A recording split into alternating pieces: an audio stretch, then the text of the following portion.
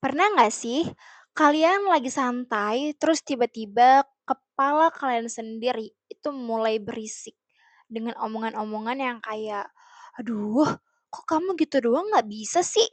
Atau, "Tuh kan salah lagi, masa kerjaan gitu doang nggak bisa sih? Aduh, kamu tuh nggak becus banget deh, dikit-dikit salah, dikit-dikit nggak bener." Padahal yang kejadian itu cuman hal kecil. Misalnya kayak telat ngerjain tugas, salah ngomong sedikit, atau kamu melakukan kesalahan-kesalahan kecil. Tapi dalam hitungan detik aja, otak kamu tuh langsung ngegas. Kalau kamu pernah ngerasain gitu, mulai sekarang coba untuk sadarin kalau kamu itu memiliki hobi untuk self-talk negatif. Dan ini efeknya sangat bahaya buat kesehatan mental kita. So, hari ini kita bakal bahas terkait dengan self-talk negatif. Bagaimana efeknya ke hidup kita dan yang paling penting, gimana caranya untuk ngendaliin biar suara-suara yang ada di kepala kita ini itu menjadi support system bukan haters. So, let's go.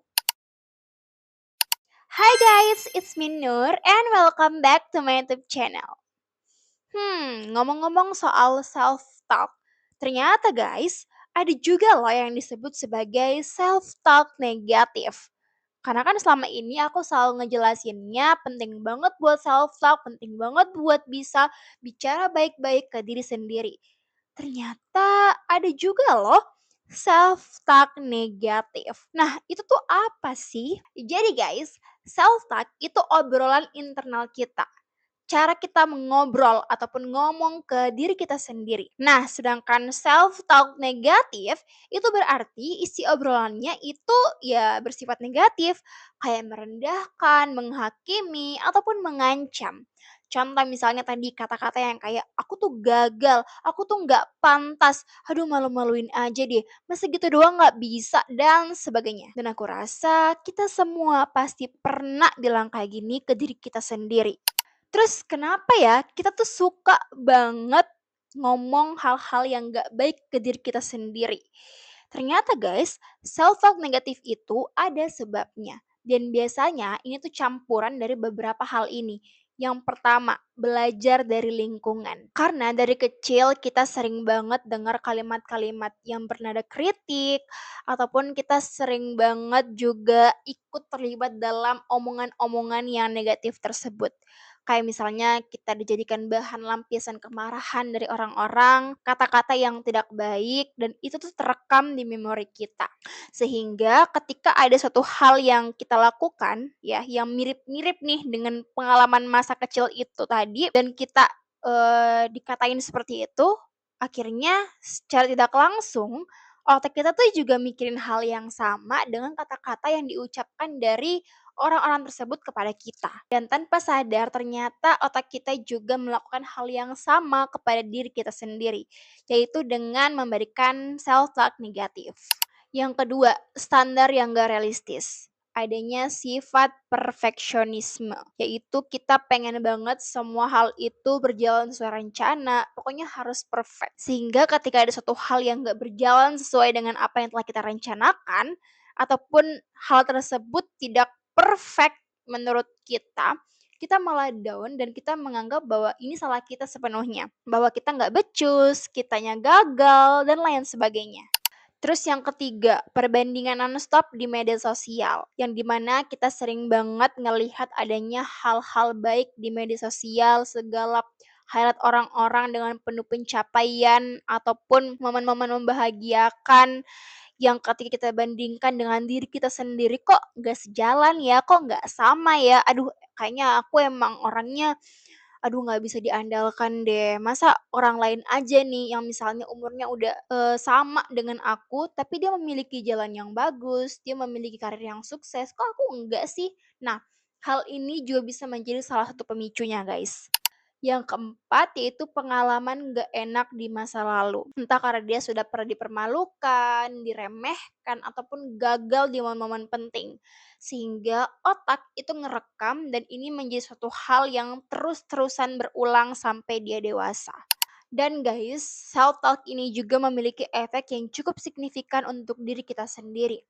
Yang pertama, self-fulfilling prophecy. Kalau misalnya kita bilang gagal terus-terusan ke diri kita sendiri, atau kita merasa bahwa kamu tuh nggak cukup bagus mengerjakan suatu hal, akhirnya ini menjadi suatu hal yang tertanam di otak kita dan mempengaruhi cara kinerja kita juga secara langsung. Misalnya, ketika tadinya kita bilang, "Aduh kamu tuh orangnya emang males ya, masa kerjaan gini doang nggak bisa?" Nah, secara nggak langsung tuh kita malah jadi males beneran. Kita malah ngerasa bahwa, ya udahlah karena emang aku nggak bisa, karena emang aku males, jadinya nggak usah lah dikerjain tugasnya, misalnya kayak gitu. Jadi beneran terrealisasikan di dunia nyata gitu loh, bukan hanya sekedar di pikiran aja. Terus yang kedua, adanya prokrastinasi ataupun kabur dari tantangan. Artinya adalah ketika kita selalu mengucapkan ataupun memikirkan hal-hal yang negatif di kepala kita, misalnya kayak, "Ngapain sih aku mulai kalau ujung-ujungnya nanti pasti gagal juga." Dan akhirnya kita nggak akan mulai beneran karena ya adanya ekspektasi yang sudah turun sejak awal. Kita menunda akan hal itu atau bahkan kita kabur dari suatu hal yang sebenarnya kita bisa lakuin, tapi karena udah tertanam nih adanya self talk negatif ini, sehingga ya kita malah nggak ngelakuin beneran di dunia nyata. Dan akhirnya ini membuat kesehatan mental kita drop. Adanya kecemasan dan juga lelah secara mental. Dan juga motivasi kita tuh turun hanya karena hal-hal yang sebenarnya tuh belum terjadi, tapi sudah terekam ataupun sudah tertancap di mindset kita ini. Karena guys, dalam bimbingan konseling sendiri, itu bisa kita lihat melalui siklus. Jadi ada siklus pikiran, emosi, perilaku, dan hasil. Lalu balik lagi ke pikiran. Jadi maksudnya adalah dari pikiran kita sudah menanamkan kata-kata negatif. Selanjutnya dialirkan ke emosi. Emosi kita jadi nggak baik, kita jadi bad mood karena ya kita sudah ada mindset bahwa hal-hal itu tidak akan berjalan sesuai dengan rencana misalnya. Ini merupakan satu hal yang menjadi pemicu dan lanjut ke perilaku. Seperti yang aku katakan tadi, bahwa misalnya kita memikirkan bahwa kita malas, itu juga akan terrealisasikan gitu kan secara langsung melalui perilaku. Dan hasilnya pun ya udah jelas bakalan kelihatan secara real. Jadi semua hal yang terjadi sebenarnya adalah kembalinya tuh ke pikiran kita, guys. Kalau kita memikirkan hal-hal yang baik, kalau kita kerjakannya dengan baik pun hasilnya juga bakalan baik. Begitupun sebaliknya, kalau kita udah mikirin duluan nih hal-hal yang nggak baik, udah turun ke emosi, bikin jelek emosinya, mempengaruhi perilakunya juga, sampailah ke hasilnya nanti. Jadi semua kembali lagi kepada pikiran. Oke, selanjutnya kita masuk pada terus gimana dong caranya kita untuk bisa ngendaliin ataupun meminimalisir dari ya habit atau kebiasaan self talk negatif ini. Jadi guys, di dalam BK sendiri itu ada yang disebut dengan teknik CBT atau Cognitive Behavioral Therapy. Nah, salah satu pendekatannya itu dengan cognitive restructuring, yaitu mengubah pola pikir negatif menjadi pola pikir yang lebih realistis. Artinya, ketika kita nih udah mulai menancapkan ataupun memasukkan pikiran-pikiran ataupun kata-kata yang negatif ke diri sendiri, coba untuk ubah dia menjadi hal yang lebih realistis ataupun lebih positif. Misal, aku gagal menjadi aku belajar.